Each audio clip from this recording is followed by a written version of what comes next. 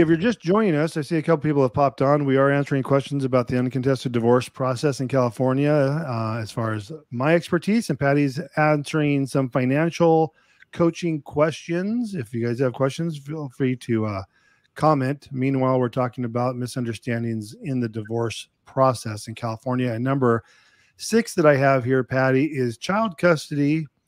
And I guess we could throw in child support as well. But when it comes to child custody, the misunderstandings are, at least with what I am dealing with, people working out an agreement, is that they feel they have to have a super complex, detailed parenting plan regarding the children. Because if you look at the child custody form, like we use the forms, the court has forms for everything. So there's an actual child custody attachment form to the judgment, which it becomes part of the settlement agreement.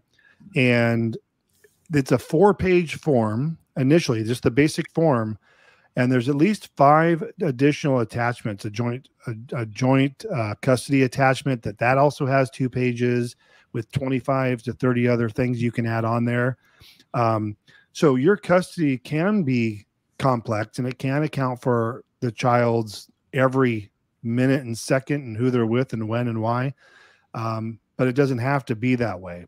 When you look at the form, if you were just looking at the forms for the first time, you're going to say, oh my God, I have to fill out all these different options. I have to fill out what days of the week and times and holidays. There's a holiday schedule to cover every holiday of the year. So the misconception is that is not required. You can, it's not wrong to have a detailed parenting plan, but it's not mandatory. So I'll tell my clients, like, if you want to have an open parenting plan that does not detail the times and places and who with and all that, that's totally fine. All we have to do is address the labels of the custody, meaning, is it going to be joint custody, joint physical, joint legal? That's all the court needs. They don't need a parenting plan. If they say joint legal, joint physical, the court's totally fine with that. They know the parents are going to have an open schedule, that they're just going to co-parent and kind of parent like they were as they were married. Obviously, they're communicating on who's taking them to school and all that. So, and you can always build in some kind of minimal guardrails, like, let's say they want to have a joint legal and joint physical, but they're, they live with mom, for school and all that. We can put in there, mom to be the primary custodial parent, something like that.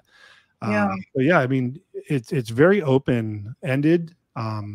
Which makes perfect sense, because, I mean, as kids age and things change and schedules change and they become, involved in sports and, college and whatever else. I mean, an example, my son was 18 months old, and certainly through his life and his changes with, starting school and all his outside activities and whatnot, things were, there was changes, and we just communicated, and it was fine. It would have been a complete hassle if we had to go and, get something formalized, because that's just a bigger pain.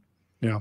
For those of you that are just joining on, I see some more people that are watching, or at least listening. If you have questions about the uncontested divorce process in California, go ahead and comment, and we'll be answering those questions. If you have form questions, I can share my screen. And if you're having trouble with your divorce, be happy to help you with that. Patty is answering financial questions, not related to divorce necessarily, but if you have if you need some financial coaching questions, she can turn $1 into $1 million in a week. Okay, that's a false statement right there.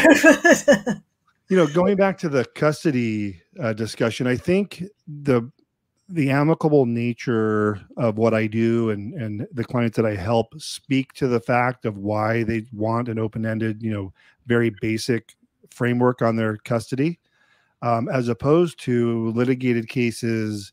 When I worked for the courts, that's when you were seeing where it was maybe a highly contentious divorce or high conflict divorce. I mean, they have to, because of the very nature of their relationship being so poor, they have to have every hour and day and time, very detailed parenting plan, because they're probably looking for a reason to say, hey, they didn't follow the court order. It needs to be very specific. So we would generally, in hearings, see very detailed custody plans. But with what I do, it's a complete opposite. Yeah, that's actually a beautiful thing. Yep. Keep it peaceful. I think so. Yeah. I think so. So child support is the next misunderstanding people have.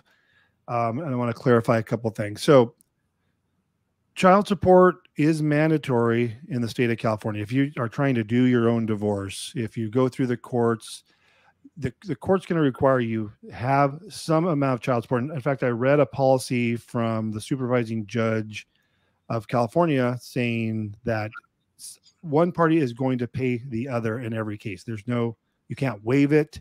You can't say you don't want any. So every case needs to have child support. So now that said, 90% of my clients don't want child support. They want to handle it outside of court. They have their own agreement. They don't want it for whatever reason. They don't want that as part of it. So there is a way to reserve jurisdiction over child support. So there's a loophole to that. So even though it's quote unquote mandatory, there's a loophole. There's some additional language and forms that we include in the settlement agreement if they want to reserve jurisdiction. We used to say that there was going to be zero. And this is a recent change on the language the courts want. We usually, on the child support order, we could say zero child support, no support due either party. Now they want us to put it that's reserved for future determination, which that makes more sense, the language for that. So it's not waiving. It's not saying none now or ever, but it's saying none now, but kind of like the alimony, none now, but possibly leave that door open because that's California law, the child support portion of it. So I've got a question on that. How does that protect one of the other spouse? I think what I'm thinking is, like you mentioned earlier, if the kids are primarily with mom and dad comes on the weekends and takes them, and she's, primary provider, there should be some child support with that. But if nothing is stated, does that protect her from, like, can she go back to her ex and say, hey, wait a minute, we agreed on this? And like, I'm questioning like the protection for her. If they're agreeing to no child support? If they're agreeing to a particular dollar amount, let's just for conversation's sake, it's $2,000 a month for child support. And then he pays $1,000 one month. And she's like, wait a minute, you owe me another $1,000. And there's some issues back and forth. Does that protect her from going back to the courts and say, we agreed on $2,000 if what you're saying is there's zero in the paperwork?